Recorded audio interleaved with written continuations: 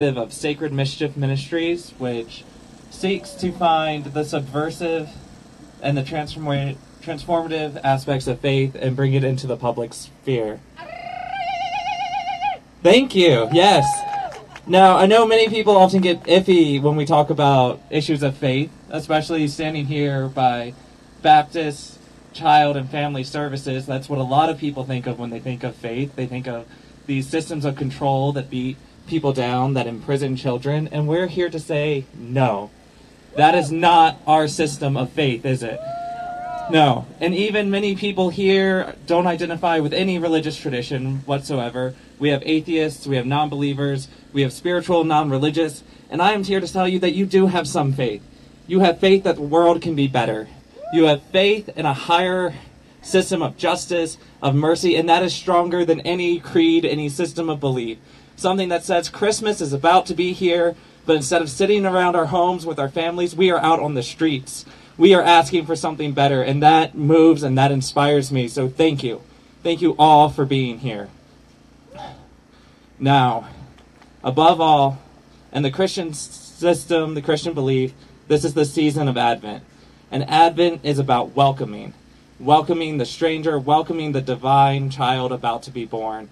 And today we are looking for the divinity, for the spark of love and life inside of every child, especially the children being detained, the children who are not able to be with their families this holiday season. We are here to say that we welcome you. We want you to have love. We want you to have joy. We want you to have everything that is being denied to you by this system. So please, above all today, spread love, spread joy, spread a system of resistance that says we love and we welcome and we will tear down all borders. Thank you. Yes, and our next speaker is Joshua Ruben. Yes. Hi. Well, I guess probably a lot of you know, I came here a couple of months ago. Yeah. And I haven't learned to speak with a microphone yet. But I came here and I kind of plunked myself down in that RV over there. And I determined to track what goes in and what goes out of this place and try to put things together into some sort of a story that doesn't sound like the story that they tell inside. And the story that I tell is different. It's a story of hyper control. It's a story of traumatic damage to the children inside. And that's not the story they tell. So we're here kind of on the cusp of something changing. I can kind of feel BCFS distancing itself from this program, pretending that they've never liked it from the very beginning. They haven't signed a contract yet. And HHS is talking about changing its rules, although nobody can make out what those changes are going to be or what the effects are going to be. So I'm watching, and we all need to keep watching. We have to see what it means. There was a bus full of kids that went out this morning. We saw that. Yesterday we saw a couple of bathroom trailers going out. I mean, these are the things I watch. The bathrooms going in and out. They're coming out I haven't seen before. I've seen lots of bathrooms going in. Dozens. 2 came out. A busload of kids came out. Yesterday a busload of kids went in, so we don't really know what it means, and we have to keep this vigil. We have to keep watching, because they're not going to do it without us. They're not going to do it without us doing something. They're not going to do it unless they feel that we're willing to put on this struggle, put on this fight. So it makes me feel very good to see you all here. I don't know whether those kids are going to hear us today. Maybe they can feel us. They're not out, as they usually are by this hour, playing soccer in the field over there. They're keeping them inside. They don't want us to hear us say to them, no están solos. But that's what we need to say to them. No están solos.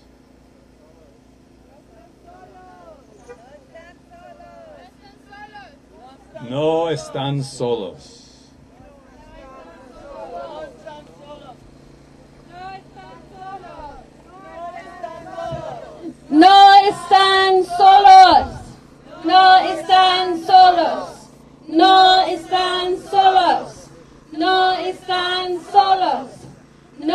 están solos. No están solos. No están solos. Están solos. No están solos. No están solos. All right. Yes. Okay. Here we go. And our next speaker, she is an artist, an educator, an activist, Lily Ann. First, I just want to thank everyone that's here standing with Witness Tornillo today. In 2014, it was an honor to work with young people coming from Central America to New Orleans, but it was they who were teaching me. Myra told me the story of how she was abandoned at a bus station by her coyote, who her family had paid hundreds of dollars to offer her safe passage to the U.S.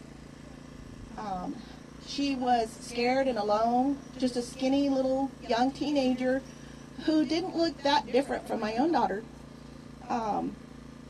So when she began telling me her story, she was just sitting in class one day, sadly telling me her story, as she was mourning her dying grandfather back in Honduras, who she was not able to go back and visit, and she was not going to be able to attend his funeral.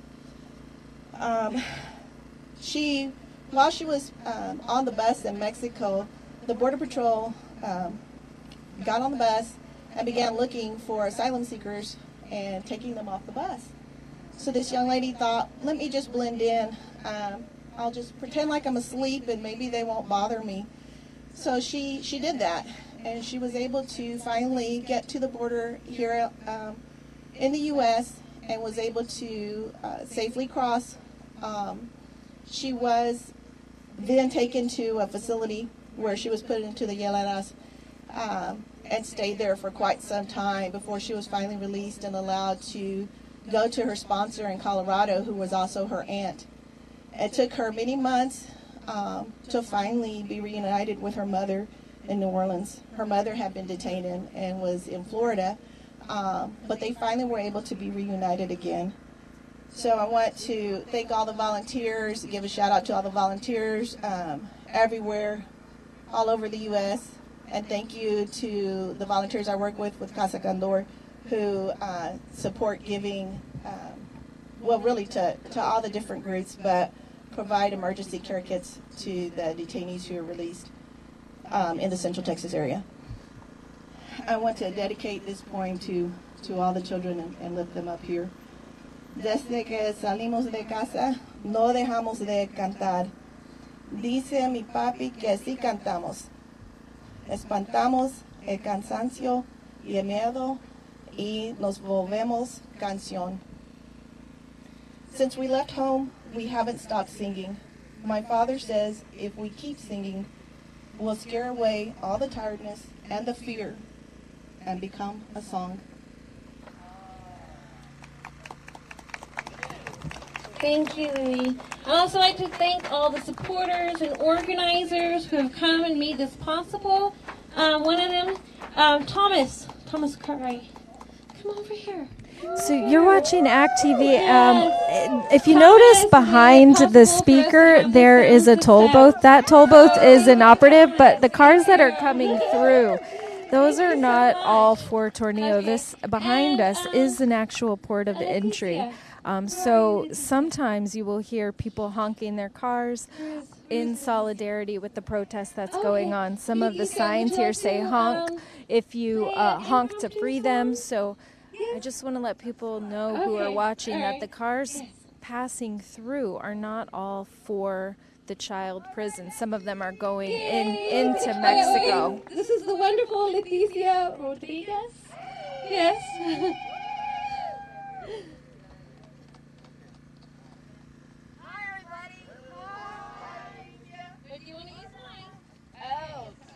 Wow. Can I use this instead? I feel like kind of powerful. It's orange. My favorite color. Momento.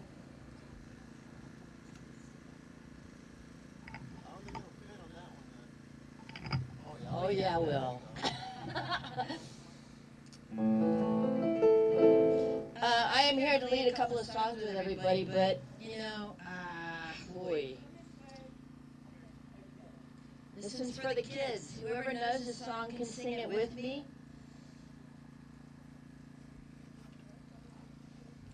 Who knows Los Peces? Los Peces, sí. Perdóname, porque I need my notes. And I'll do it.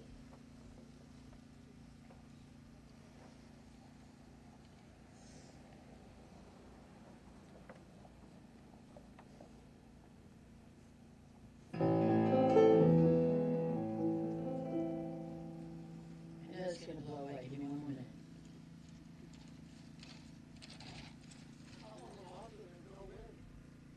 No, está bien, lo tengo. But you know, this is about relying upon each other, so yes.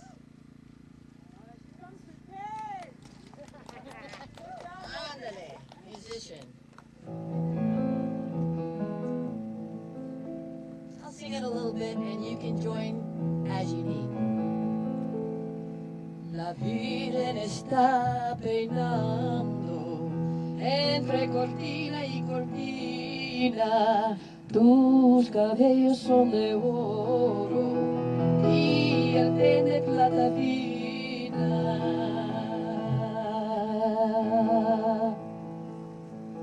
I'll sing it like this. Pero mira cómo beben los peces en el río, pero mira cómo beben por ver a Dios nacido. Beben y vuelven a beber los peces en el río por ver a Dios nacer.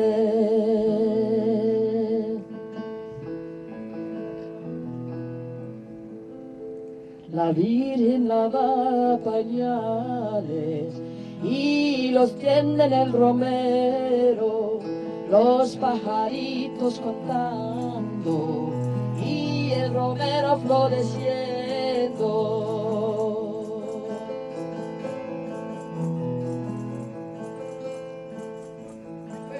Where's Anna? Lily, you can hold this microphone for me so that people can hear, so that we can sing together. Pero mira cómo beben los peces en el río, pero mira cómo beben por ver a Dios nacido.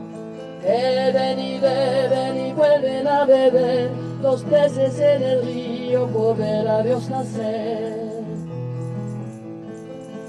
La Virgen la va lavando con un poco de jabón. Se le han picado las manos, manos de mi corazón.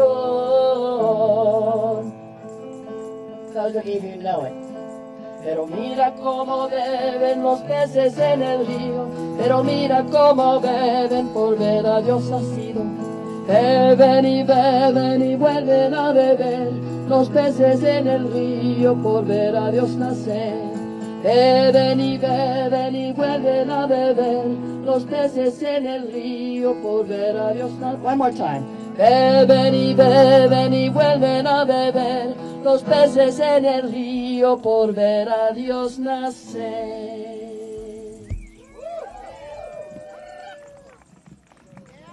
Only one song, ¿ya? Diana, where's Diana? Gracias a ustedes. Juntos. We're going to do this together.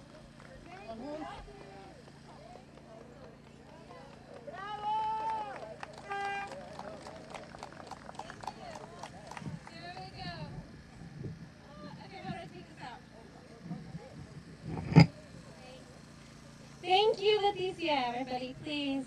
There we go. Yay. Okay, where's Kat? Okay, good, yes. Yes, we need the songbooks being passed out. Okay, we have a lady here from Dallas. Yes. Yay. Here we go. Ma'am, you have a poem you'd like to share? Oh, you can share it now?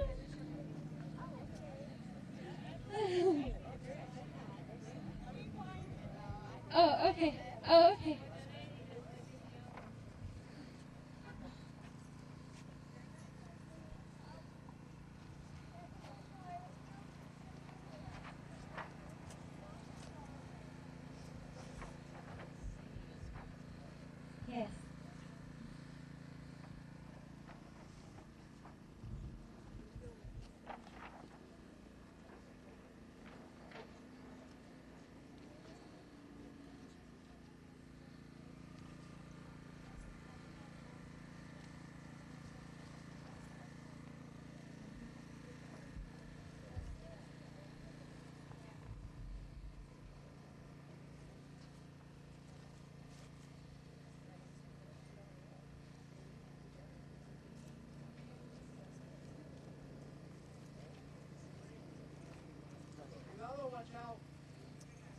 Yes, yes, please be careful about keeping this area clear so that way. Hi, you're watching traffic Act can pass TV. through. We're here Okay, outside of the we'll get back to you on Tornillo the phone. Child's Just a- Prison, Okay. which is about So, 40 next we have miles here is east of El Veronica Paso in the middle of the Chihuahuan Desert. Sorry, we're just like a 10 minutes So ahead people in our have schedule. gathered today All right, for here, an guys, event everyone, called please. Christmas in Okay, let's give a Tornillo, big, and nice today is the welcome first for day Veronica Frescas. where since the Tornillo Detention Center won't allow gifts for the children except for soccer balls, people decided to give them the gift of carols. And we have projected sound. So far, none of the guards or anybody has come out from Tornillo and asked to shut this down. We haven't seen any kids today. They may be keeping them inside. If you're watching, please like and share, leave a comment. Himself. But because of him and because of the witness that he's been bearing these last few months, we are all here. Today we're here for the primary purpose of standing with and for more than the 2,300 children who for some have been imprisoned for these last 6 months when these tents were erected. We're here to shine God's love and our love during the Christmas season. We're here to remind our fellow Americans and human beings that seeking asylum after fleeing for their very lives is not a crime. We're here to shed light on the remote corner of the desert where hidden away behind black tarp barbed wired fences are scared, lonely children who are not allowed to speak to outsiders, to let the little media that is allowed inside what their names are, what their stories are, or to even hug. A facility was created for the temporary shelter to house 360 and continues to grow 10 times. Where 3 times the contract has been renewed to continue the daily operation that is costing us, our tax dollars, $1,200 a day to keep these children imprisoned. The largest camp in the United States, larger than 204 federal prisons in the United States, with no end in sight. We don't know if they'll shut their contract down on December the 31st. We're here to hope and pray that they do. But as we've heard Josh telling us, it doesn't look like that's what they're aiming for. In fact, it keeps growing larger.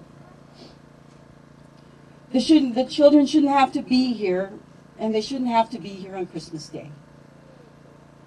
But we're here for them. And we will continue to be here until this camp closes.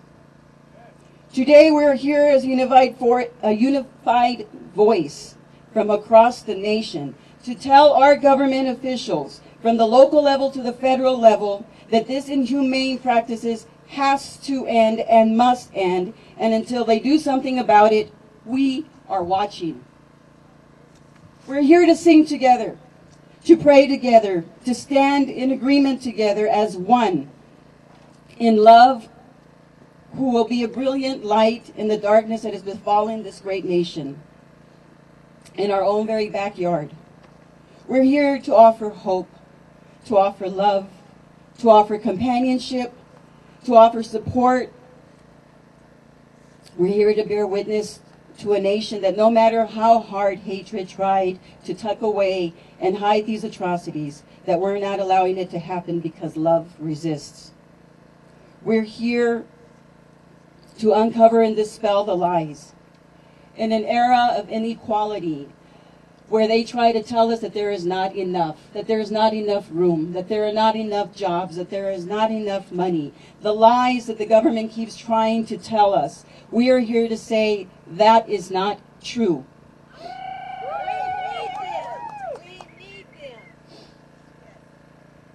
A humanitarian crisis demands a humanitarian response. And we know it's not easy to keep vigil. We all have responsibilities to ourselves, to our families, but we also have responsibilities to each other. And we thank Ruben for starting as this one man. And until it's closed, whether it's 1 or 100, we will continue to be a voice to let them know, no están solos. No están solos. No están solos. It doesn't escape us that on this eve before Christmas Eve, that we remember the Holy Family who trekked and kept and turned away by every innkeeper. And on Christmas morning, a Savior was born who had to flee again from King Herod because of the edict to kill the firstborns. Here we are, thousands of years later, on the birth of Christ, to remember and to remind us that love overcomes darkness. Always. We must continue to resist. The power of the people is stronger than the people in power. Seeking asylum is not a crime. Tornillo kids' prison camps must be shut down. Ningún ser humano es ilegal. All these signs are not just slogans. Love knows no borders. Es Navidad, libérenos. We are here to let them know, whether they let them out or not, that they can feel us, that our songs, that our love will transcend over these barbed wires, through that black tarp fence, over and beyond into their hearts. Let them know that we are here for them. And we thank all of you for being and taking time out of your busy schedules, from your families, to trek all the way over here, to let them know that, and to join as one in prayer, and to ask God for forgiveness for these people, for this administration who is doing this, because we will love and not hate. Love overcomes hate. Light overcomes darkness. Let us be that light. Let us be Christ. And if necessary, use words. Thank you. Well, thank you very much, Veronica. Oh my goodness. I feel So you're watching Act TV, and we're here outside of the Tornillo Child Detention Camp, which is east of El Paso, in the middle of the desert. Behind the speakers, to the left of this inoperable toll booth, this toll booth is no longer working. So behind there, you can see this trailer. That's where Joshua Rubin, who is from Brooklyn, has been living for the past 2 months. He runs a group called Witness Tornillo. Samuel, Joali. And we traveled here from Houston. We're so glad to be here. And we thought to thank Josh Sammy by giving him his own Christmas in Tornillo RV. Signed by all of us. If you haven't signed it, then come find us afterwards and we'll let you sign it. And Josh, thank you, because your witnessing has brought us, all of us here. There was one of you, and now there is many, many, many of us, and we will be here until this place shuts down. Is that right, kids? Yes. Thank you so much. What people may not know or realize is that many of these children here have sponsors in the U.S. who they could be with, and they're being used as bait by this administration. Okay. To get more people who are undocumented. What I mean by that is that this administration put forth a policy where they would be FBI fingerprinted, their sponsors, which is something new. And so if any of those sponsors or their family members are undocumented, and some of them have been, and it has led to arrests. Thank you, Diana, and so essentially, they're holding them hostage. It's very heartening to see so many hands go up. It was in the news a couple days ago that that policy would be eliminated. However, I'm not sure if that is true. This is my 5th time here at the Port of Entry. If it is eliminated, then hundreds my 3rd time, or over 1,000 kids who are living here in Tornillo could be placed with their loved ones, with their sponsors in the U.S. Who couldn't be here today because she's in Austin. every single time that I have been out here with people, there are folks from all over the country. I remember the first time that I was here, there were people from Alaska, people from the West Coast, from the East Coast, from Florida, people from all over, and indeed even some people from Norway. Wow. That is the power of people's love for other human beings, and in this case, children.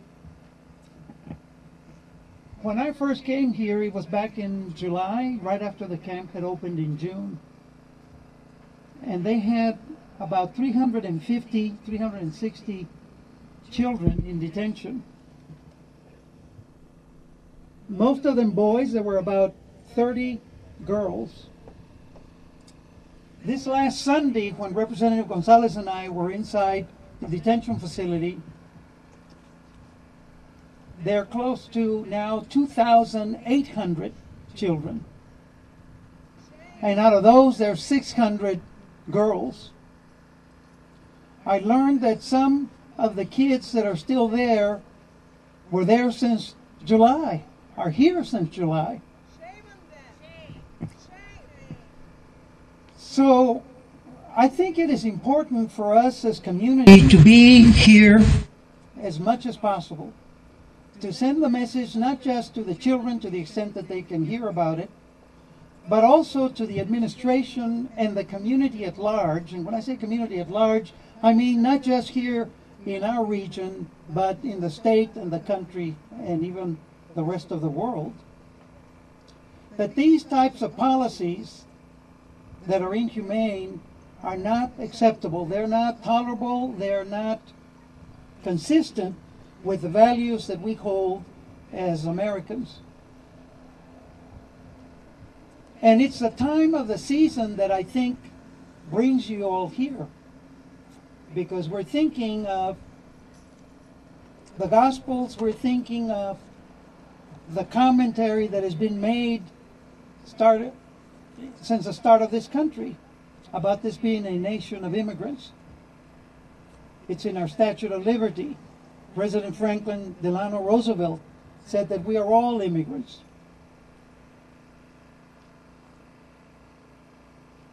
And so it is really an occasion for not only celebrating the season with one another, with our families, with our friends, with our loved ones, but to also think of those people who are less fortunate than us, who need to be remembered, as Ms. Fresca said, and who need to be shown caring and love. A few weeks ago, one of my staff members, Carla Owen,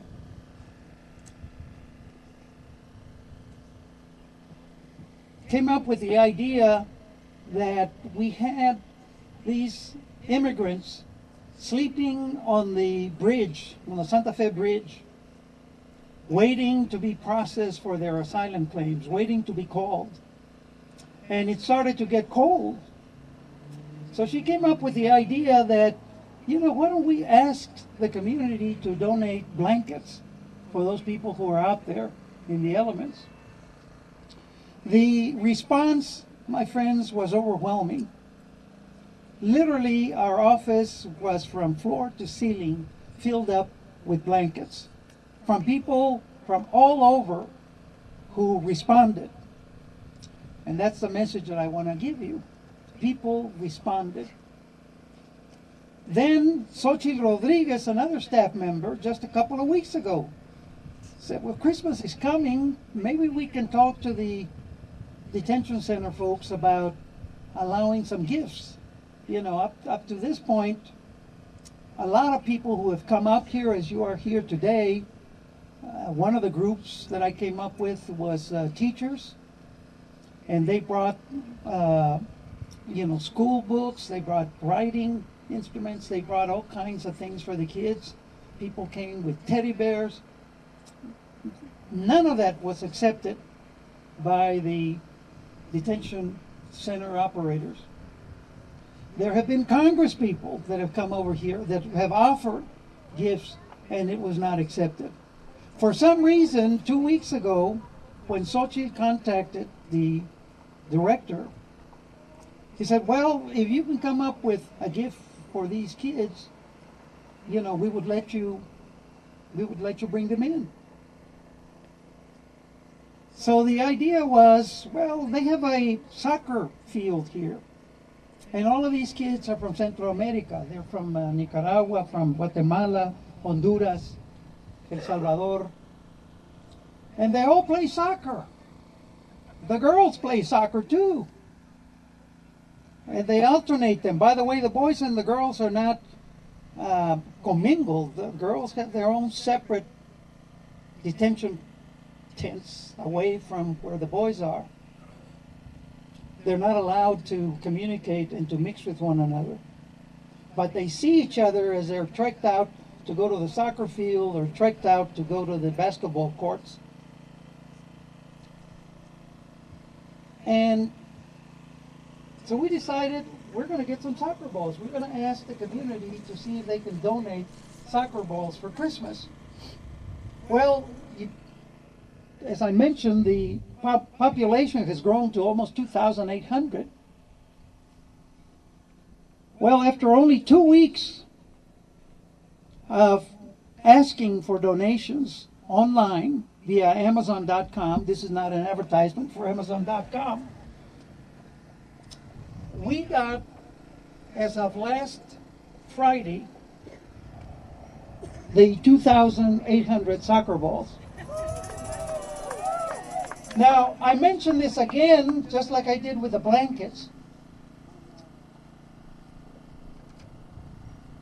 to focus on the response of human beings, of people, of community, who care about our immigrants, who care about these children. We got soccer balls from all over the country. We are going to deliver them on Christmas Day here on Tuesday. What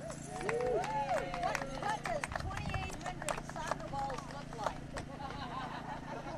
like? They would fill this whole field right here, okay? 2,800 would fill up the whole area right here.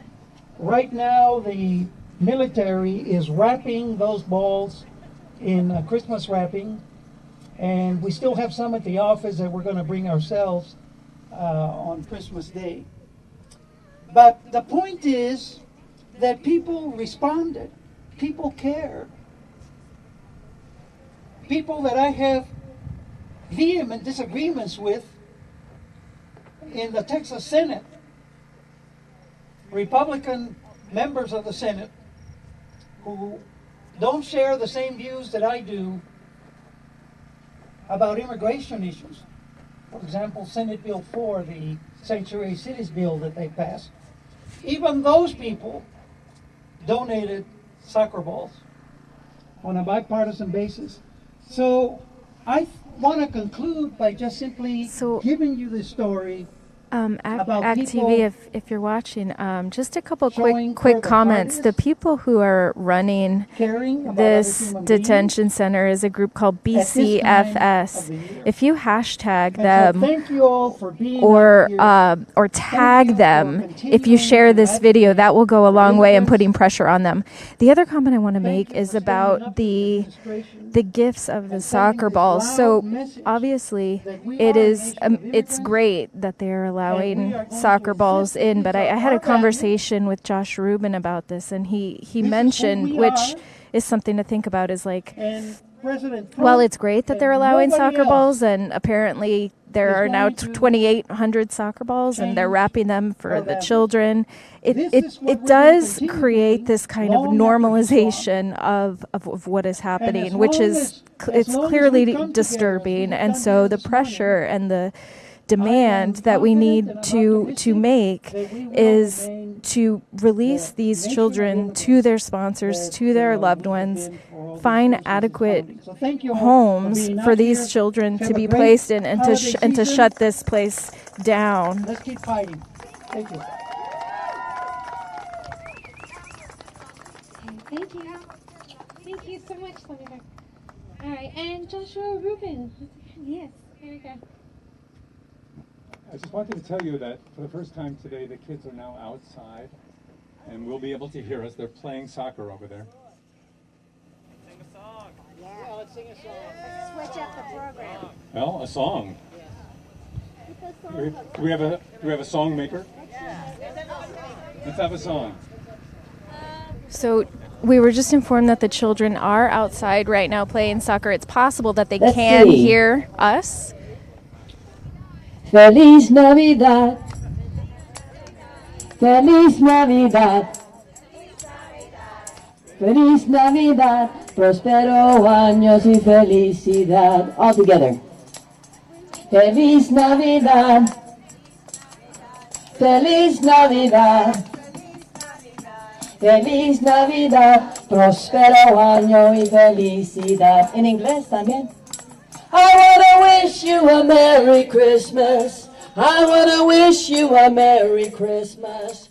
We wanna wish you a Merry Christmas from the bottom of our hearts. We wanna wish you a Merry Christmas. We wanna wish you a Merry Christmas. We wanna wish you a Merry Christmas from the bottom of our hearts. Feliz Navidad.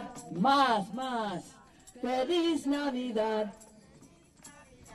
Feliz Navidad. Próspero año y felicidad. Ponta tus manos juntos. Feliz Navidad. Feliz Navidad. Feliz Navidad. Feliz Navidad. Próspero año y felicidad. One more time. I wanna wish you a Merry Christmas. We wanna wish you a Merry Christmas. We wanna wish you a Merry Christmas from the bottom of our hearts. We wanna wish you a Merry Christmas. We wanna wish you a Merry Christmas. We wanna wish you a Merry Christmas from the bottom of our hearts. Yes. Yes. No están solos. No están solos. No están solos. No están solos. That was beautiful. Can you hear something? Yeah. No están solos. No están solos. No están solos. No están solos. No están solos. No están solos. No están solos. No están solos. I do want to move the camera because it was reported that the children are outside, and somebody said that they could hear us, but I can see children in the distance, and I'm going to zoom in, and behind me people are saying no están solos, you are not alone. And so, yeah, I can see a soccer ball in the air. I can see children in the distance. The question is whether or not they can hear us. I will say that we're in the desert. It's very, it's quiet. I know you can't tell it's quiet, but it is. Okay.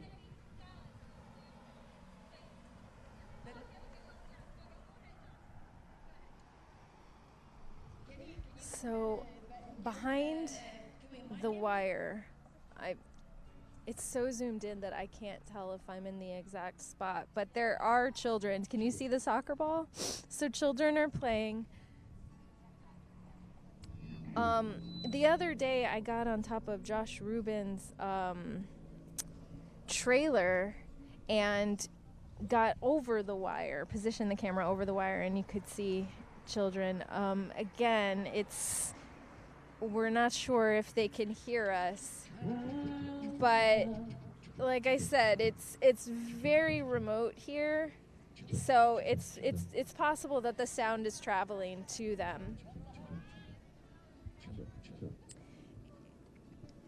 And so where the crowd is positioned right now is at the entry to a port of entry into Mexico. So the people who are driving in, there are cars behind me who are driving in. Some of them are workers at the detention center, and some of them are going into Mexico.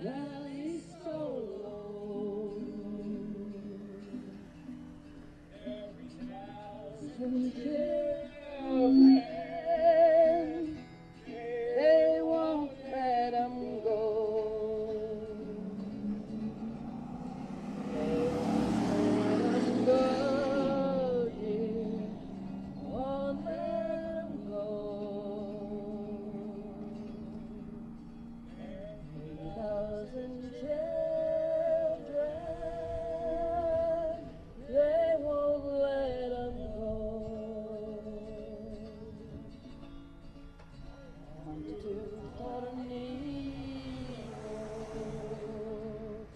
To the small Texas town, come to Tornillo, and we'll shut this place down. Shut this place down, love. Shut this place down. Come to Tornillo. We'll shut this place down. Well, roses love sunshine. Roses love sunshine. And that's love do. Angels in heaven know we love you. Know we love you, dear. They know we love you. Angels in heaven know we love you.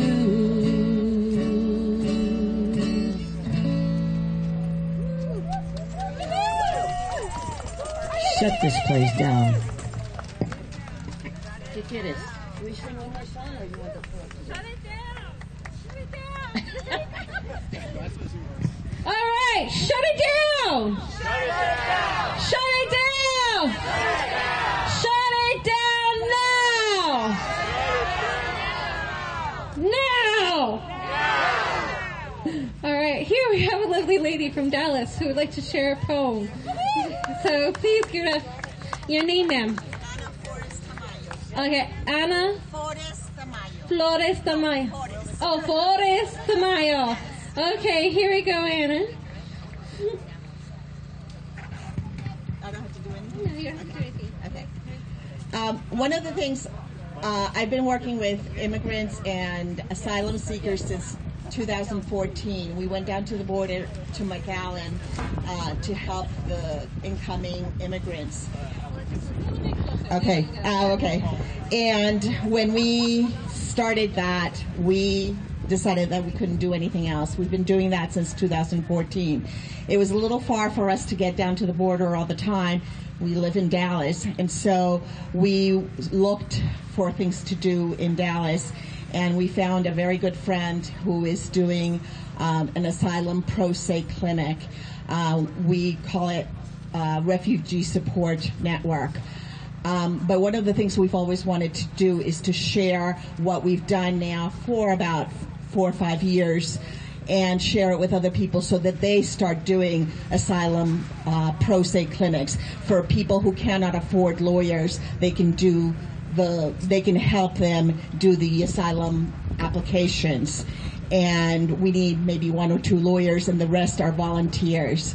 So if you need any information, come and see me afterwards. I'm also a poet, and immigrants are very close to my heart. I was a child refugee. I was treated very differently when I came than we are now. I don't understand what they are doing. This is a land of immigrants, as you said, and this is not right. This is horrible what is happening, and children do not belong in places like that.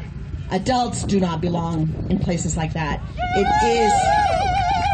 It is the land of immigrants. This land is the land of immigrants. The world is for immigrants. So with this, I'm going to read you a poem that I wrote. It should be published, I'm not sure when, in a book called Voces Detenidas, Detained Voices. I will read you the English version. Let it turn around. Okay. Turn around.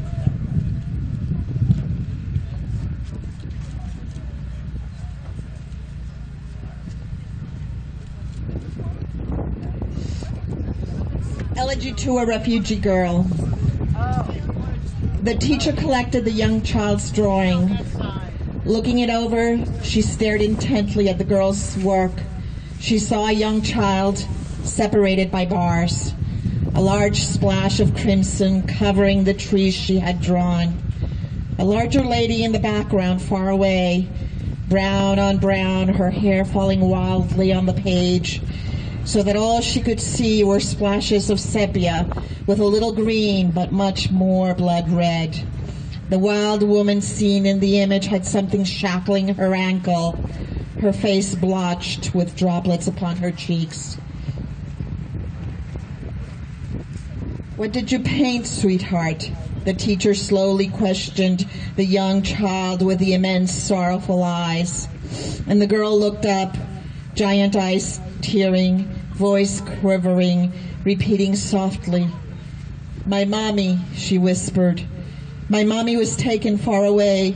She flew to the trees there, to the blue in the sky. She was put in that cárcel, you see. Her spirit flew like the birds when they soar through the sky, stormy yet safe."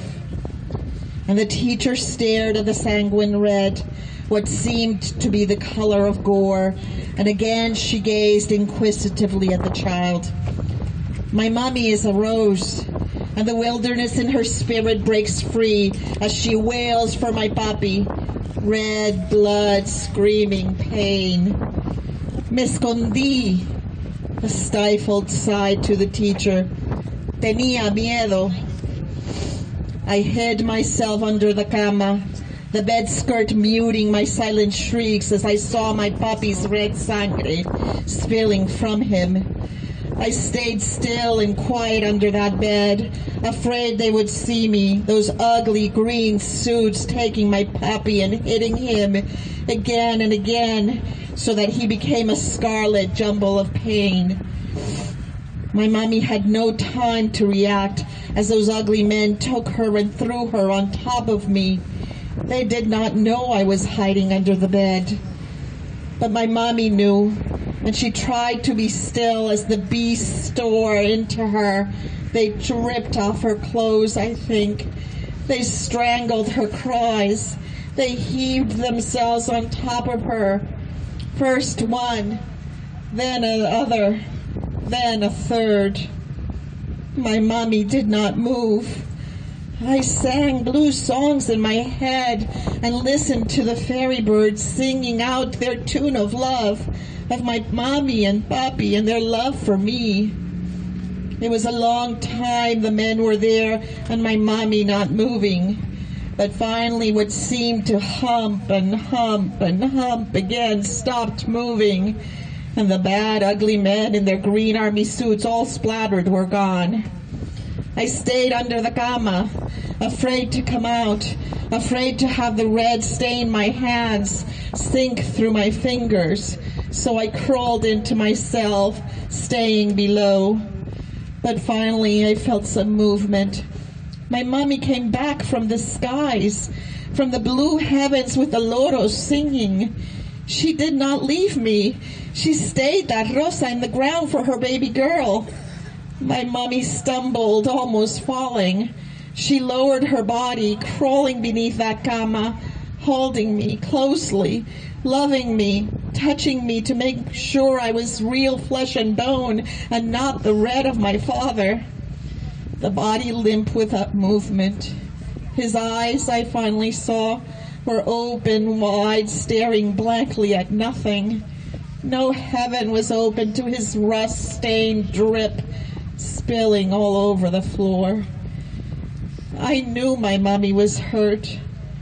I knew it was hard to walk, but we took off, my mommy and me, and we traveled the death roads for heaven, thinking if we made it to El Norte, good people would see us and gather us into their embrace. How strange it is that I am here in a school while my mommy is jailed for a crime she never committed, for being forced by some bad men and she only trying to save me. Why is it that others do not see me dolor, my mommy's ache, because I weep inside like a salamander who hides its bright colors? The teacher looked at my drawing again, then she looked at me. I saw her face too, blotched with droplets upon her cheeks. Why does she cry like my mommy? And will I see my mommy again? Why do these ugly men, now wearing blue suits instead of the green I despise, take my mommy away? Why have they placed me in this escuela, in this place with other sad children who say nothing, look at nothing, feel nothing, because ellos también tienen miedo? Please, teacher, maestra, take me to my mommy. Don't let her cry alone, por favor. Don't let her fly in that cell room forsaken. Let me be with my mommy, please. I don't want to learn English. I don't want to find things if my mommy is destroyed in your cell. The young girl with the immense sorrowful eyes voiced silent stabbings with her muted gaze. You are killing me. Not softly, not kindly, she uttered. Killing, killing, killing, killing.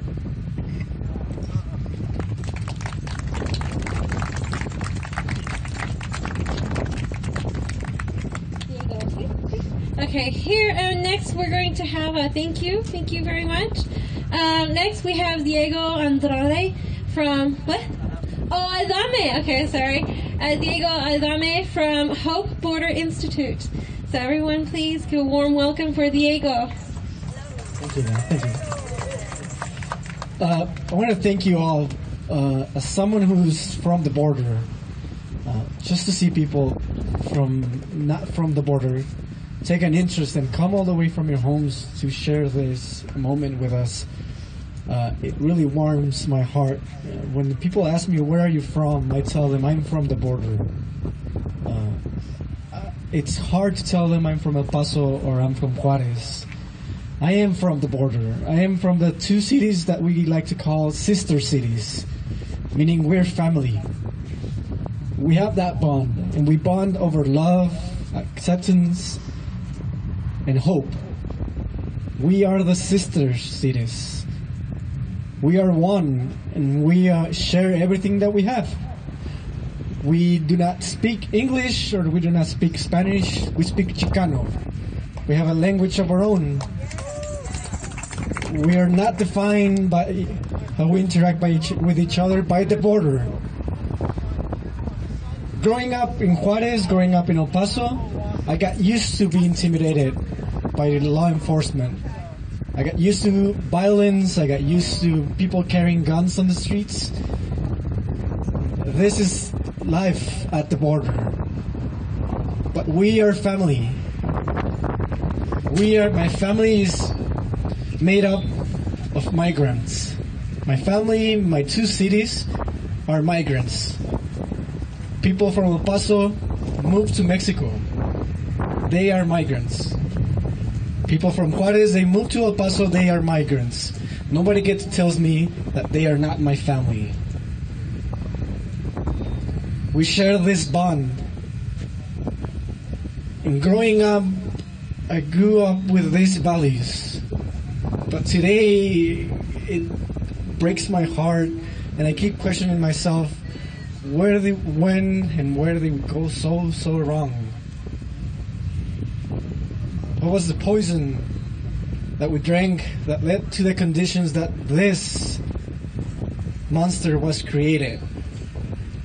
This is my home. And I'm happy that you're here, but I'm ashamed to tell you that we let this happen at our home. I feel shame and I feel proud because I see you here. And I feel love, but I feel impotence and hate. And I feel a mix of emotions that I cannot express. I have met people at the bridges. I have met people at the Juarez. We have met people at the caravans.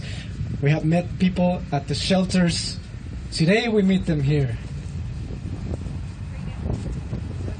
It is today and yesterday and tomorrow that we take actions. Well, where did we go so wrong? I think we drank a little bit of the poison, just a sip at a time, and we let this enemy of the other and this narrative and this fictitious, we broke children, we broken families, we broken the spirits. We're not the land of opportunity. We're no longer the land of hope. We're the land of misery. We are, because I am partially responsible for this, and I feel like that. What is it that I can do, or what is it that we can do? Love is a verb. Love is a verb and love is action. And today I feel really proud that you guys are here and that the community of El Paso is here, is that we respond here. I really want to also say that what scares me the most is that Tornillo, we did Tornillo for the sake of greatness. We are not great. This does not make us great. We are sick. Tornillo is just another symptom of hate, of ignorance. Tornillo is a symptom, and what really keeps me awake is that we look up to Tornillo as a model to replicate in other places. What really keeps me at night, that Tornillo, that the kids here, this is not the only place like this. It's a symptom, and we gotta get rid of it. But we gotta look at the sickness. We should not replicate it. And we are here. It is impossible to actually not draw the parallels between the Christmas and the La Nochebuena, when Mary and Joseph were knocking door to door and they were rejected. We have done the same thing to them. We are not great. This does not make us great. We are still sick. It is impossible to draw the parallels that if we let them in, like Mary and Joseph were let in, miracles will happen. Let them in.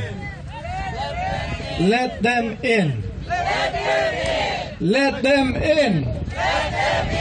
Let the miracle happen. They are miracles. They are human beings. They have hearts. They are children. They are brothers and sisters. They are us. They are us. Be loud and be clear that they are us and we are them. We are migrants, all of us, and we always will be.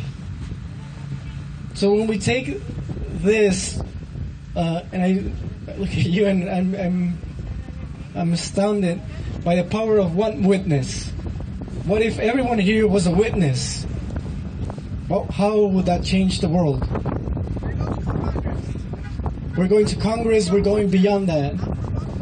Oh, Washington, welcome. Thank you for coming all the way over here. And I just want to say, si es que me escuchan, a mis hermanos, a mis hermanas, a los niños, a los abuelos, a los papás, a las familias. Es difícil decir Feliz Navidad. It's hard to say Merry Christmas from here. From so far away, we're so close, but so far away, so many things divide us. A los niños, a Jacqueline, aquellos que vinieron y se fueron, y aquellos que vendrán, les deseo una profunda feliz Navidad. Solamente puedo decir que aquí estamos. Y no nos vamos. It's hard to say Merry Christmas, and for the kids that have come and went and gone, and the ones that will be coming, we can only say, truly we can only say, aquí estamos, we are here. It's us, it's not just me, it's we. We are here. And we are, meaning we are, we exist, they exist. Let's give them that. They exist. And we are here. We're not going anywhere. This is where we are. Here. Aquí estamos. Thank you for everything. Thank you very much, Diego. Okay. And our next speaker is Joe Hyman. And he's worked here in El Paso for human rights for how long, Joe? Almost 20 years. Oh, for almost 20 years. And on the border for 35. And on the border for 35. So everyone, please give a warm welcome for Joe Hyman.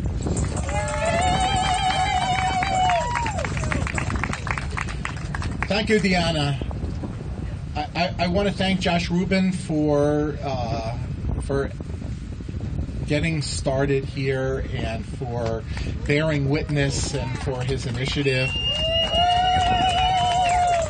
Thanks Diana Martinez for putting on this event, wonderful event. Thanks to everybody who's here today. I'm a professor at the University of Texas at El Paso, the director of the Center for Inter-American and Border Studies, and what I'm going to do is maybe a little bit boring and geeky, but I think it's important to talk about some of the specific issues that are happening right now. There are so many that it's impossible to talk about all of them. I'm not going to be as inspiring as many of the speakers before me and after have been, but hopefully a little bit of useful knowledge. First of all, with respect to the children who are here in Tornillo and many other places in the United States. There have been some steps forward. They are no longer requiring fingerprints and background checks on all family members. But I want to say something. I want to put in some caution about that because it's been talked about like this is going to solve the problem. It's not. That's right. Okay. They're still asking for background checks, fingerprints and background checks on the sponsors themselves, the family members, which is something they've been doing for many years and is basically correct. But they continue to turn that information over to ICE. And this is something that is frightening people in those families and the sponsor families, in the families of the children, and in the community, and that's why people don't want to come forward. There's well over 100 last I saw, and I'm sure this number is too low because it's out of date, but well over 100 people have been arrested by ICE when they came forward to take children.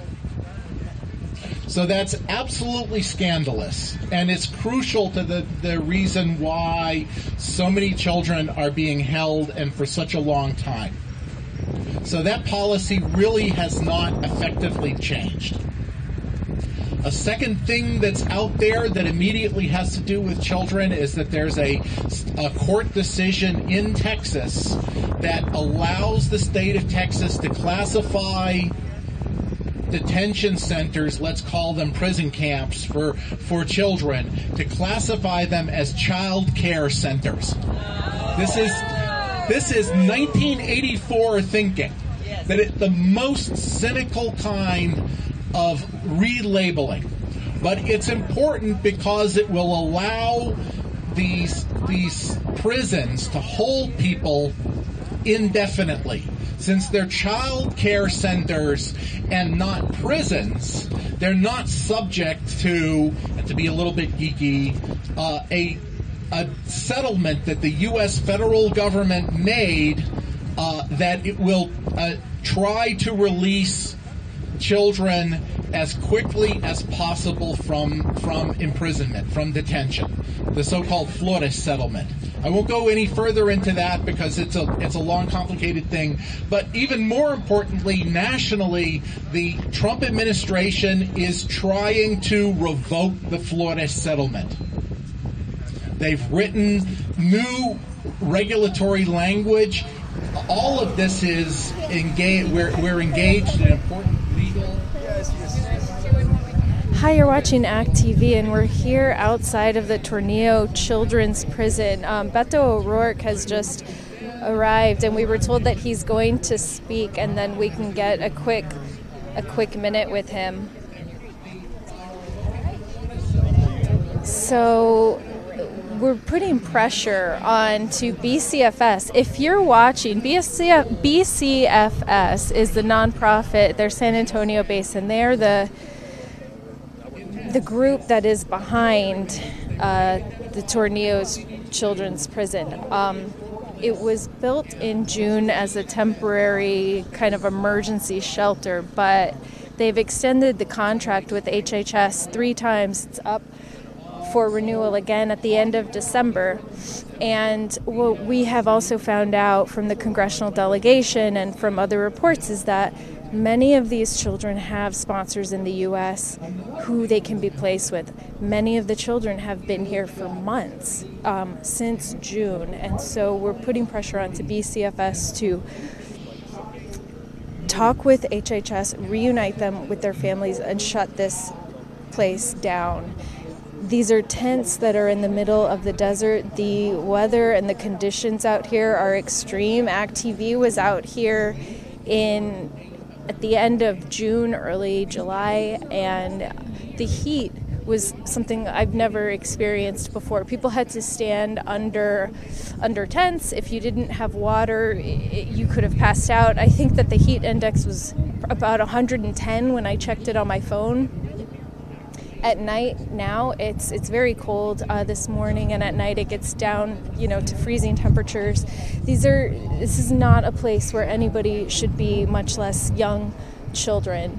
And the children are not allowed to talk to anybody. Even the congressional district that went in was not allowed to talk to them.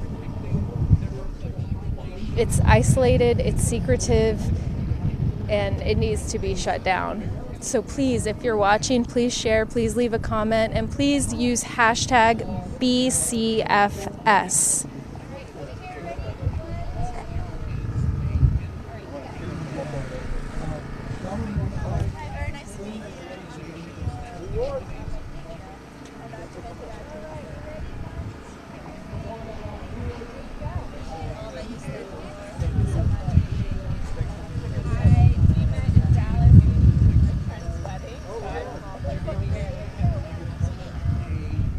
So behind us, you can see cars passing by. This is a port of entry. Behind the crowd here is so many of these cars are going into Mexico. Some of them are, I'm sure, workers at the Tornillo Child's Prison, but people do cross here into Mexico. On their side, and And every time in the last couple of months that we've been here, we've seen Josh, and he's helped to bring so many people into this. So thank you. Thanks for being here. Well, sure. Really appreciate it. Yeah, well, I'm just trying to bring attention to the place. Things are happening. You know, it's possible they're taking your suggestion that BCFS is. I saw the news this week that they're no longer going to share or require background checks on every member of the sponsoring household, which is going to speed, we hope.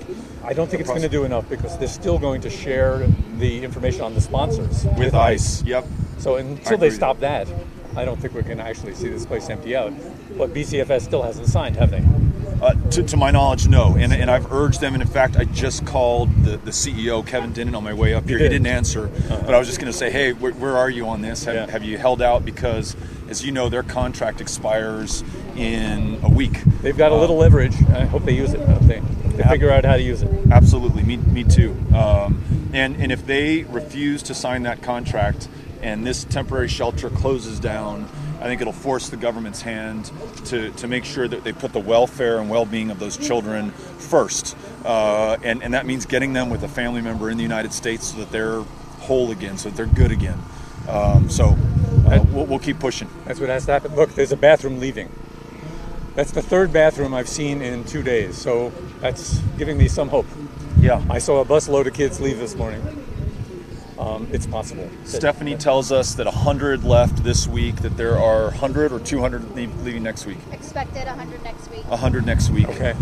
Which, you know, in the scope of things, 2,700, it's not enough, but it's a good sign. It's the right direction. On the other hand, I saw a bus coming in yesterday. That's what someone told me. Yeah. So it's very hard to read at this point, but we're going to keep watching and make sure that the right thing happens here. Yeah. We're going to stay here till the right thing happens. Well, what you're doing, that's one of the messages I wanted to bring today. What you're doing is working, from ending the family separation policy this summer because of the protests and the witness and the testimony from that witness, to no longer background checking every single member of the sponsorship household, to the next step is don't share it with ICE, to the next step is don't renew the contract. And take down those damn tents. And take down the tents. Yeah.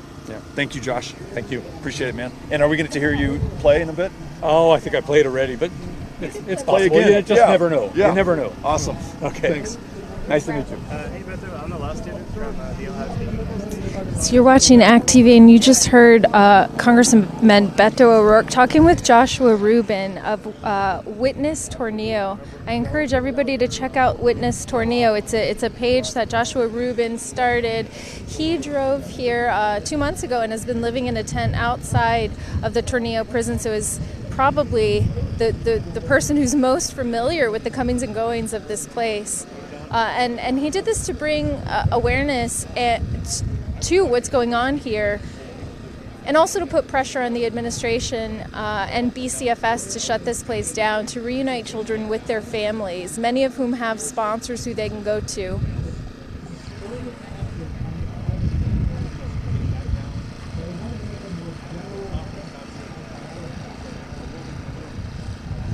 So the purpose of the gathering today is that the children are not allowed any gifts. The one gift that they are allowed is soccer balls. But so people wanted to gather and send the gift of song, essentially Christmas songs, Christmas carols. So we have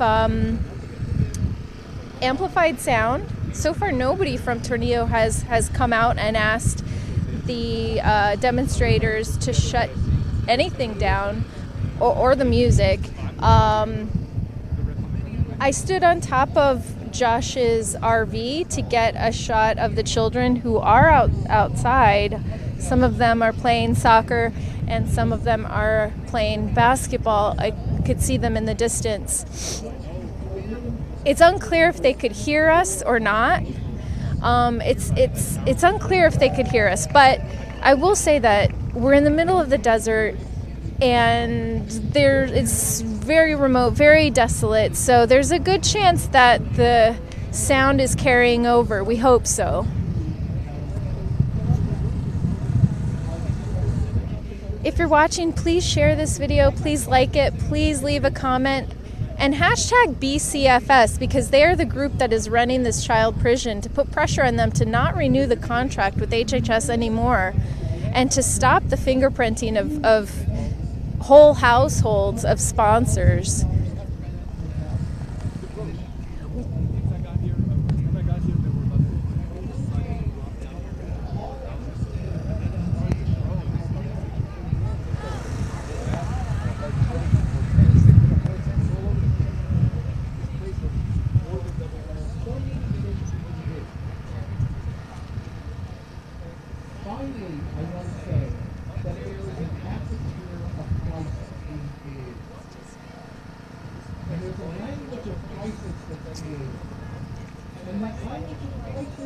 Slippery.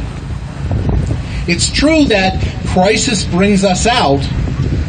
Crisis energizes us. But crisis also makes this seem like it's not other human beings that we can actually have a relationship with. Crisis, it's not an accident that they're creating a crisis, for example, by partially shutting down the government over the border wall. Crisis feeds fear. Crisis feeds panic. And so we always need to remember that we need to have hope and engagement, not fear and panic. Thank you all so much. Thank you to everybody who's been here. Thank you, Joe, and thank you so much for all your hard work that you've been doing here on the border. Thank you, everyone. Give a hand to Joe. Yay! All right, and Leticia. Where are you, Leticia? Okay, Leticia is going to perform. Yes. No, we're going to perform. Yeah, I'm going to ask a question before I start with our performance. Who knows how to clap around here? Gracias. Punto sus manos juntos para esta canción que todos conocen. I'm going to try to do this in Spanish and English. Necesito su ayuda. Primero en español.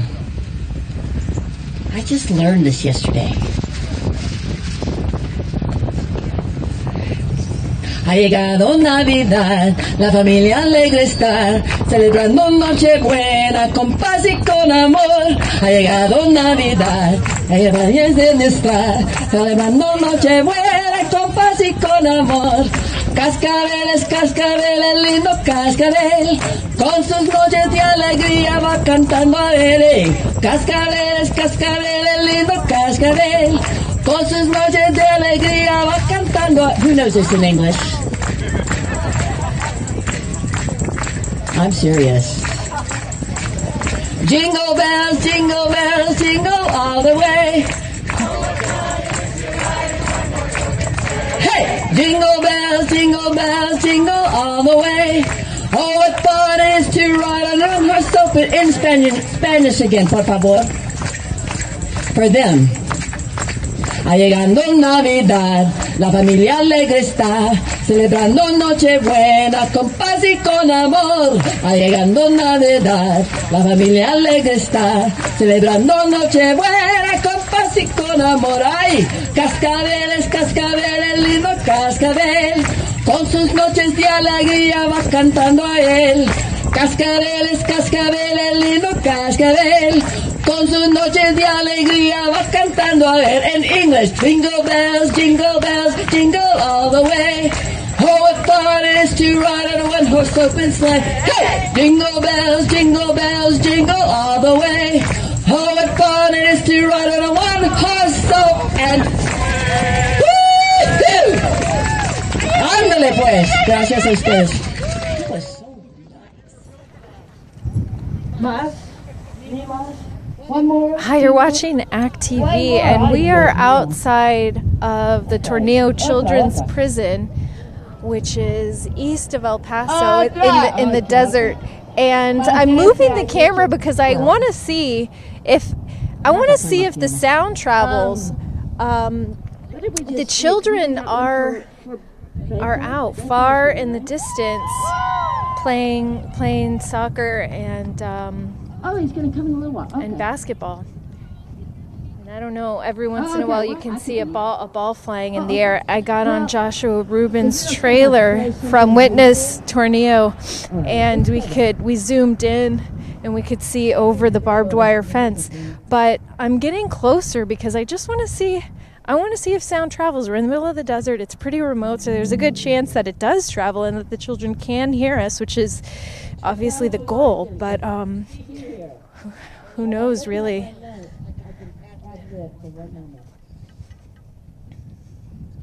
In June, when I heard about Tornillo and all these things with children, like yourselves, I couldn't stop thinking about it. Made me cry. I have children in my arms. A lot of us here today do. When I heard on Facebook that the children could hear. So through the fence, you can see children playing soccer. There were people organizing this event today. And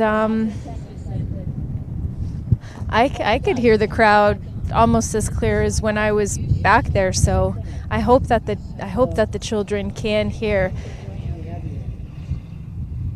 Congressman Beto O'Rourke arrived. He spoke to Joshua Rubin earlier, and he's gonna speak to the crowd in a little while, and we hope to get a brief interview with him afterwards. He was part of the congressional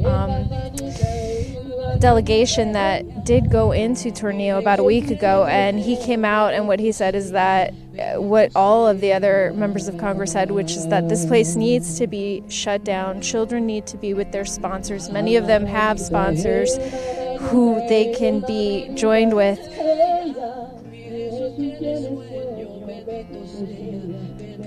And also, the guards in the camp did not allow any of the members from Congress to speak to the children. They wouldn't allow the children to speak.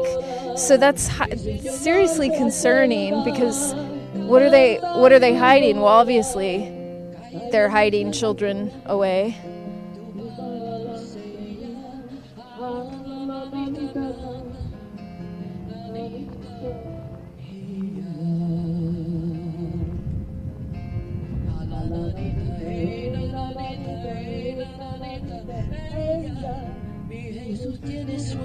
Bendito sea, bendito sea.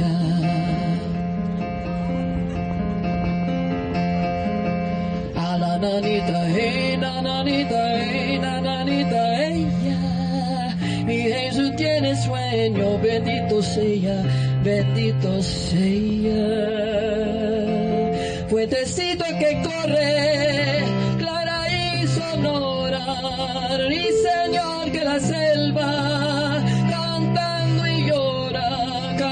entre la cuna tu balancea.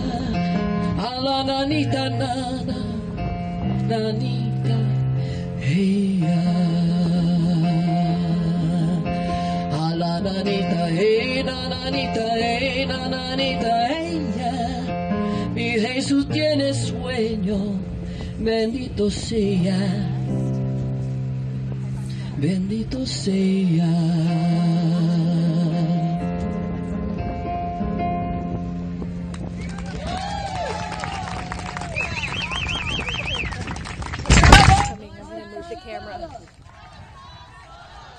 No están solos.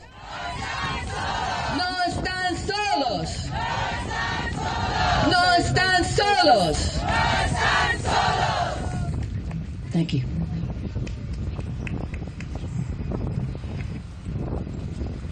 Okay, thank you very much for the beautiful song, Leticia. And our next speaker is kind of a surprise today. So everyone, please give a big hand for Beto O'Rourke. Yay! Good morning. Good to see everybody. Buenos dias. Very, very grateful that you are here. Very grateful for those who've been here every single day, Josh and others. Those who've flown in from New York and Florida, Ohio, Dallas, Houston, those who drove from Marfa, and all points in between. Thank you for being out here in our community today, this morning, to bear witness about what's being done in our name in this country, and to testify to our fellow Americans. It's the only way that we're going to get it to change.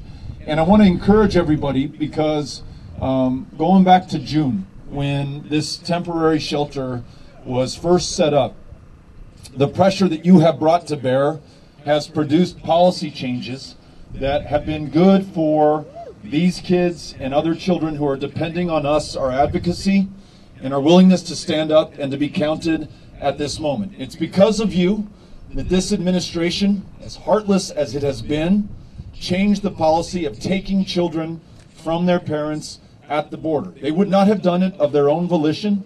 It came because of the pressure that you brought to bear, that they felt, that produced that change that's been good for these kids. Another thing that you've done that I'm happy to report, many of you already know about this, but the practice had been since May, that when they were looking for a sponsor for these kids, all but 24 of these kids, 2,700 kids in these tents behind us, all but 24 have a sponsor in the United States, a family member who's willing to take them. But as you know, Health and Human Services is not doing just a background check on the sponsor. They're doing a background check on every single person in the sponsor's household. They are then sharing that information with Immigration and Customs Enforcement. More than 100 people have been rounded up and deported as a result of that, meaning that fewer people are willing to come forward, especially from mixed immigration status families, to help these kids, some of whom have been here for months, some all the way back since summer, which in my opinion is tantamount to torture. To not know where your parents are, when you'll be able to be with your family, to be a stranger in a strange land, in a tent in the middle of the desert, in a kind of purgatory or limbo, not knowing when or if you're going to see your family again, or you're going to get out, you're going to go back to the country from which you fled in the first place. We're effectively keeping those kids there with this policy. In the last couple of weeks, the administration, because of you, has changed part of this policy. They will now no longer do background checks on every single member in the sponsor's household. It will just be the primary sponsor. However, as good as that is, and as much as that will speed up the reunification of these kids with their families, they are still sharing that primary sponsor's information with Immigration and Customs Enforcement. So the next thing that we need to ask for is that we stop sharing this information with ICE, that we put the well-being and welfare of these kids first before anything else and get them placed. Some good news to share. I just spoke with the CEO of BCFS, who is the contractor that operates this temporary shelter. Temporary in quotes. Been up more than 6 months. You and I, as the American taxpayer, have spent $144 million so far to keep this up. We could have spent $0 if we would just have reunited those kids with their families. He tells me that as of Tuesday, they have no longer accepted children here. Now, somebody just said that we've got to fact check this. Josh said he saw a bus coming in yesterday. So I want to make sure that we hold them accountable, don't take their word for it. But he's told HHS and ORR that he will accept no more children. He has more than 300 children who are ready to go. He says his only limitation right now is finding flights during the Christmas season.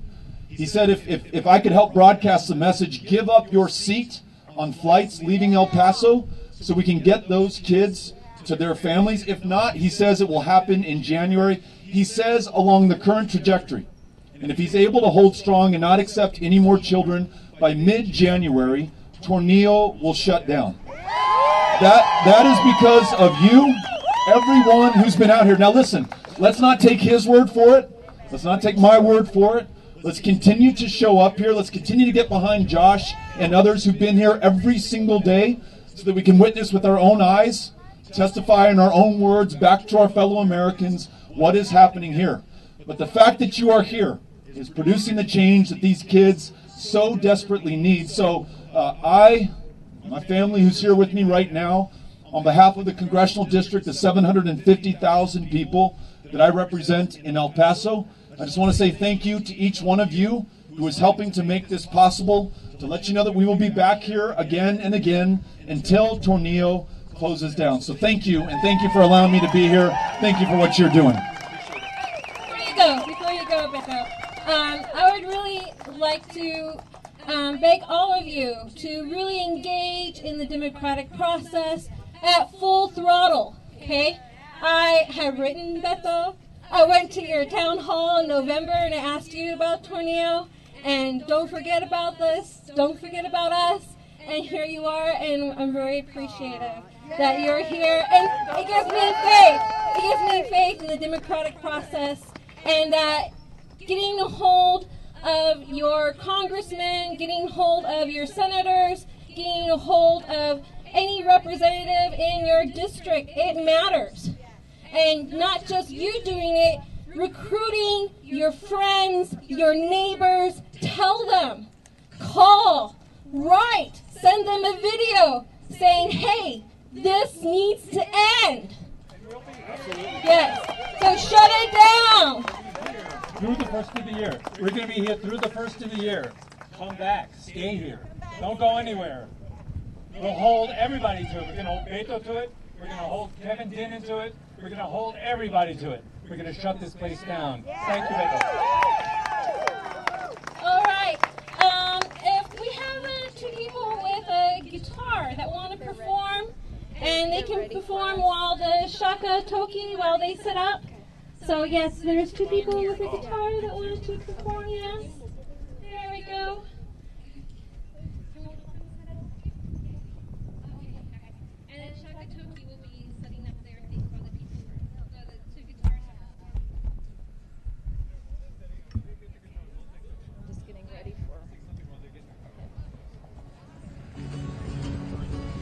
When Israel was in Egypt's land, let my people go. Oppressed so hard they could not stand. Let my people go. Go down, Moses, way down in Egypt's land. Tell old Pharaoh, let my people go. Across the road and over the fence, let my people go. The children live in prison tents, let my people go. Go down, Moses, way down in Egypt's land. Tell old Pharaoh, let my people go. We stand outside the prison walls, let my people go. We'll stand until this prison falls, let my people go. Go down, Moses, way down in Egypt's land. Tell old Pharaoh, let my people go. I got a book with pages 3. Let my people go. And every page spells liberty. Let my people go. Go down, Moses, way down in Egypt's land. Tell old Pharaoh to let my people go. Hi, Beto. Hey, we're back again. good to We're see back you. Good Yeah, to see you. yeah. Okay, so thank you. Thank you very much, Josh. Okay, and here Hi, you're watching Act TV. We're with Congressman Beto O'Rourke, and he is here with his family. Beto, can you talk about, having children? What was it like to experience Tornillo as part of the congressional delegation, being inside? What was it like from the perspective of, being a father yourself? Dad, yeah. So there are kids who are roughly the same age as my oldest son, Ulysses. who haven't seen their parents in months, maybe longer in some cases. And they're in this uncertain situation, not knowing when it's going to end. And you can see and feel that produces some stress and anxiety for them. I know from being a dad what that would do to my son. I wonder how he would be able to survive that and the changes that it would produce in him and the suffering that he would carry for the rest of his life. Do my parents know that I'm out there? Do they care about me? Does anyone know or care about me? That's why what these volunteers and advocates are out here right now singing songs and carols, telling these kids that we're on their side. That's why this is so important. Those kids need to know that we are here, that we care about them. They need to know that members of Congress will show up and hold those who detain them accountable for what's going on. And that's why we've got to hold the contractor to their word. They have told us along this current trajectory of release that Tornillo could shut down by mid-January. All but 24 kids have a sponsor, meaning there's a family member here in the U.S. who's ready to take them. We got to get them on planes, get them to those households, and make sure that they're okay. There was a woman from BCFS. There was a demonstration in San Antonio a few days ago, and we went, and a woman from BCFS came out, and she said, nobody has complained about the conditions in Tornillo. The children are allowed to speak to members, and we said, well, that wasn't what we were told. Can you set the record straight? Were the kids allowed to talk to you?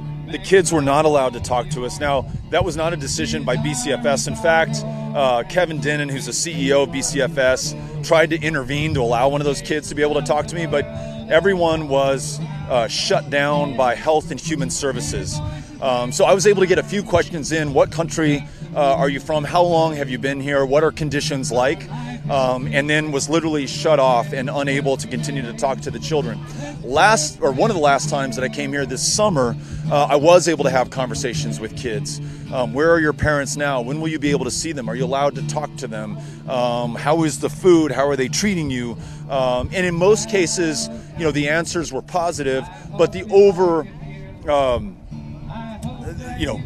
overwhelming sense from me is that there is suffering not because of the food or the conditions or the quality of tents, but because you're not with your family and you don't know when you're going to see them. So you could be at the Ritz-Carlton, you could be at the Tornillo tent shelter. If you can't be with your family, you don't know when you're going to see them, and you are a child, we are torturing you. And that's exactly what this country is doing right now. So I read the email that you sent about the government shutdown for the wall. Can you talk about that? My concern is not just for the federal employees who are working right now behind us at this port of entry without pay at Christmas time, not knowing how they're going to be able to provide for their families, buy presents, do all the things that maybe too many of us take for granted. I'm not just worried about what this does to this country in the short term.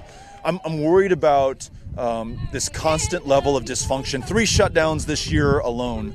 The distraction that it provides from the really important things like rule of law, holding this president accountable, the fact that the Secretary of Defense just resigned in protest from this administration, the turmoil that this one man who holds himself above the law is causing not just for the United States, but for the world at this moment. I'm worried that this constant dysfunction and distraction produces a willingness within this country to accept perhaps something other than or less than our government, which has been the strongest, most vibrant democracy in the world now for 242 years. Will we take some security and some stability and some consistency and some predictability at the price of our form of government? If our institutions no longer work, if we just can't count on them, if the press is the enemy of the people, if you don't know if your vote is going to go to its intended recipient, if the Congress can't even fund the government, will you be open to something else? That's my underlying and perhaps at this moment overwhelming concern. And so we, the people, have to be the answer to that. If we are a democracy still, then the people are the government is the people. We've got to make sure that government works. We've got to force the House to take the Senate compromise. It passed 100-0. Every single senator, from the most conservative to the most progressive, agreed on a way to fund the government going forward. The House must pass that, send it to the president, force him to veto it if that's what he's going to do, and then override that veto and move forward and focus on the real concerns and problems that we have before us. Existential threats to our existence, climate change, the ability for people to have health care, income inequality, immigration, security, the fate of these kids at Tornillo. There are big issues before us that we've been distracted from pursuing because of this administration, this president, and the dysfunction in our government. We got to get back to making sure that government serves all of us. That's the challenge of this moment. What can people who are watching do? Hold us accountable. Whether your representative is a Republican or a Democrat, whether you have a relationship with them or not, I can tell you, having been in that position for the last 6 years, we listen to you. We respond to the pressure. We fear your questions at these town hall meetings. Force us to come back and answer your questions. It's the best way for this democracy to live up to its full potential, to be as powerful as it was intended to be. Vote. Run for office. If you can't get the answers you're looking for from your representative, every 2 years, you yourself have a chance to run. And that's the ultimate test of accountability. And I just am so encouraged by what I've seen in 2018, especially here in Texas. Record-breaking levels of voter turnout and participation. People who've never run for office before winning office, serving in Congress now, defeating people in districts where no Democrat ran the last time, and winning against Republicans who've been there for forever. And it could happen on the other side of the political spectrum as well. So get out there, participate, vote, run for office, hold people accountable. It's the way that our democracy works, and we need our democracy to work now more than ever. And is there anything that you would like to add that we haven't talked about or that we haven't asked you? So in the face of some of this darkness that I just described, this dysfunction in our government, a man in the highest office in the land, holding himself above the law, these kids who are being kept in temporary tent shelters now months, almost a half year for some of them, with no certain fate or ability to see their parents. In the face of all that, you have people here from El Paso, from Favens, from Tornillo, from New Mexico, from Texas, but also from New York, Florida, and Ohio, who've come out in the days before Christmas to be part of holding their government accountable. So this still works. People still work. People still make good things happen, and my faith is in them. And so let's not lose that either, and let's remember that and build on that and ensure that it produces the change that we know this country deserves and that we're able to achieve if we just build upon what's happening right now. Beto O'Rourke, thank you so much. Thank you. For being here. Thank you. Can I ask you a quick question? Yes, sir. What the Dallas Morning News did, they want to put this on the website. So you have a government shutdown. Why not just cave in and give him $5 billion to build a wall? There's no need to do that. First of all,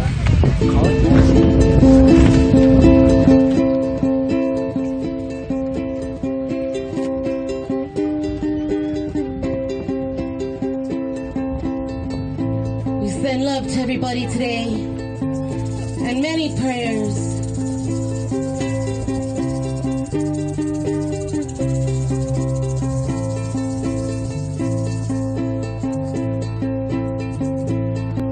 Amor le canto amor, amor le canto amor, amor le canto amor, le canto amor, le canto amor.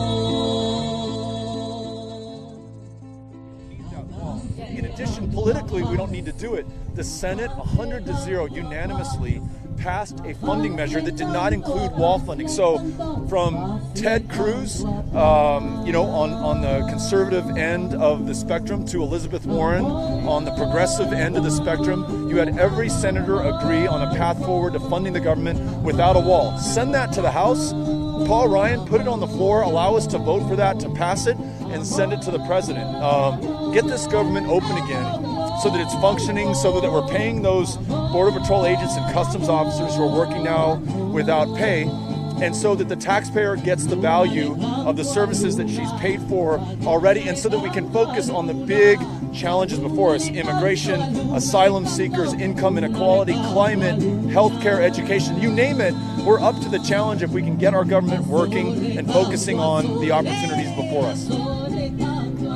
Merry Christmas, man. Merry Christmas. Well, yeah.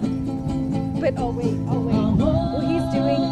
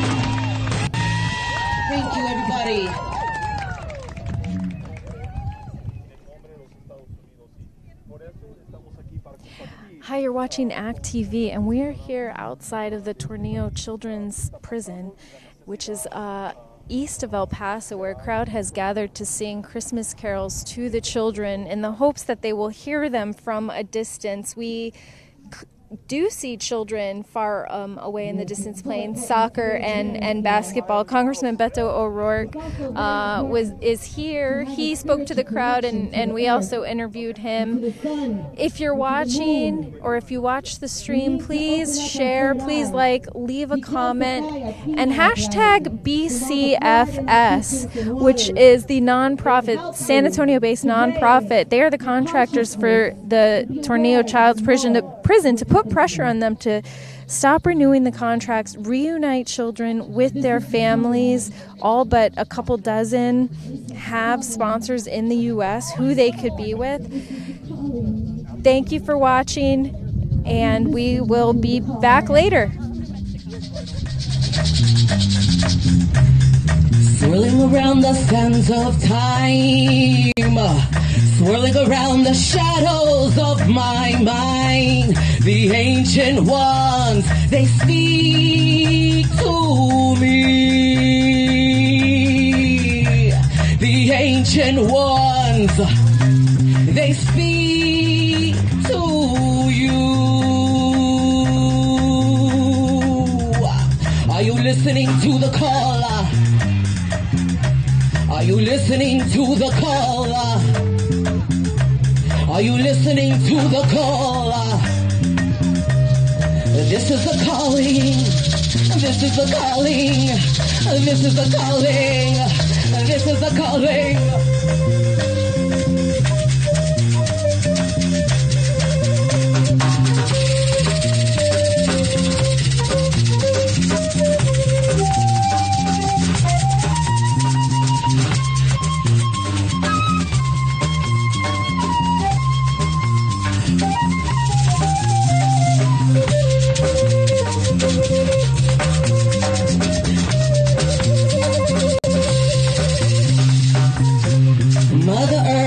Calling all the children. Mother Earth is calling all the the children. You are the protectors of earth, the protectors of earth, the protectors of earth. You are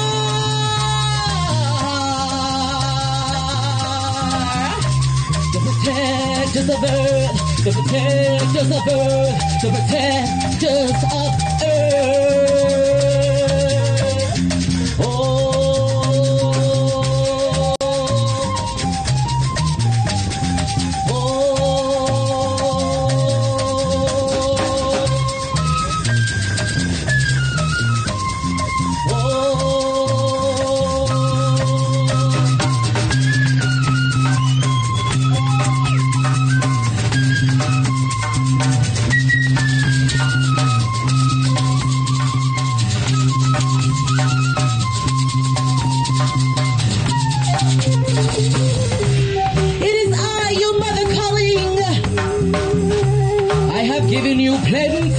Plenty. I've given you the animals, the mountains, the oceans. I have nurtured you. I have nurtured you and your children. It is your turn to nurture me, nurture me, nurture